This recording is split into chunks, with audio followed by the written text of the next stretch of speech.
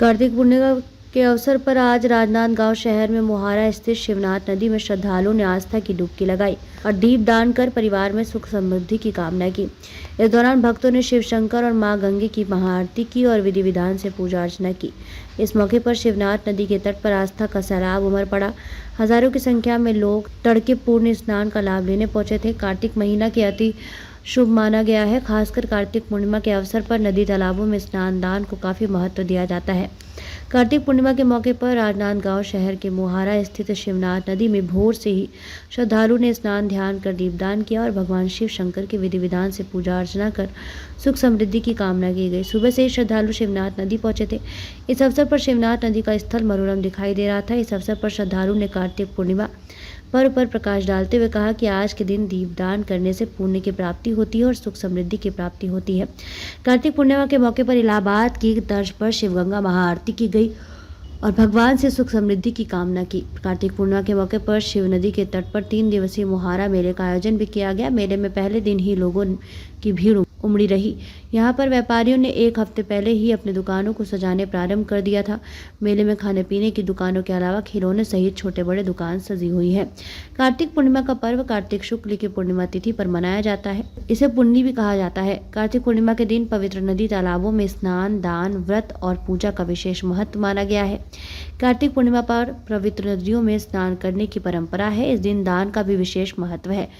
इस दिन भगवान विष्णु और माता लक्ष्मी की पूजा की जाती है। ऐसा माना जाता है कि इस दिन शुभ मुहूर्त में भगवान विष्णु और लक्ष्मी जी की पूजा करने से जीवन में आने वाले सभी परेशानियों को दूर करने में मदद मिलती है। वहीं धन धान्य की कमी भी दूर होती है।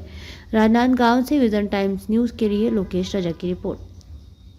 जी बताएंगे कि कितना वर्ष हो गया आपको आते हुए? मुझे यहाँ पर आते हुए 22 साल हो गया है। मैं 22 साल से हमेशा कंटिन्यू आई रही हूँ। मैं यहाँ मोहरा में दीपदान करने स्नान करने हम लोग आते हैं। बच्चों के स्नान करने का क्या महत्व है? दीपदान ये कार्तिक पूर्णिमा का जो दिन होता है, कार्तिक महीने में दीपदान का बहुत महत्व होता है। और जो लोग कार्तिक के मास में दीप कभी नहीं जला पाते हैं या डेली कंटिन्यू नहीं कर पाते हैं, तो कार्तिक पूर्णिमा के दिन दीपदान करने से बहुत पुण्य लाभ होता है। और भगवान विष्णु 4 महीने बाद